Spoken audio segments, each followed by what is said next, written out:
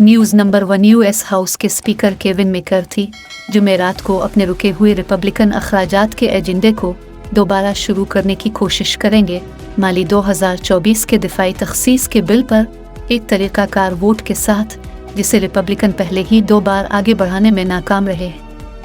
News number 2 रूस ने जुमेरात को पूरे यूक्रेन में अपने सबसे बड़े मिसाइल से हमला किया, जिसमें तवानाई की तनसीबात को निशाना बनाया गया, जिसके बारे में हुक्काम ने कहा कि ये यूक्रेन के पावर ग्रिड के खिलाफ एक नया फिजाई हमला है।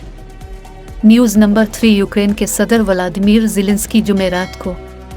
अमरीकी दारुल हुकूमत का दौरा कर रहे हैं, क्योंकि रिपब्लिकन शकी लोग सवाल कर रहे हैं कि आया कांग्रेस को रूसी हमला आवरों से लड़ने के लिए मज़ीद इमदाद की मंजूरी देनी चाहिए। न्यूज़ नंबर 4 शाम के सदर बशार अल असद चीन के मशरक़ी शहर हानजू पहुँचे हैं, जो 2004 के बाद एशियाई मुल्क में अपने पहले दौरे का आगाज़ कर रहे हैं, क्योंकि वो मगरबी पाबंदियों के दरमियान एक दहाई से ज़्यादा की सिफारती तन्हाई को ख़त्म करने के लिए मज़ीद पेश कदमी कर रहे हैं। न्यूज़ नंबर 5 कनाडा ने इस हफ्ते इंकिशाफ किया कि इसके पास इंटेलिजेंस मालूमात थी जो मुमकिना तौर पर भारतीय हुकूमत के एजेंटों को अलहदगी पसंद सिख रहनुमा के कत्ल से जोड़ती हैं। इस किस्म की खबरें, जो आम तौर पर जमहूरी इत्तेहादियों में हंगामा बर्पा करती हैं,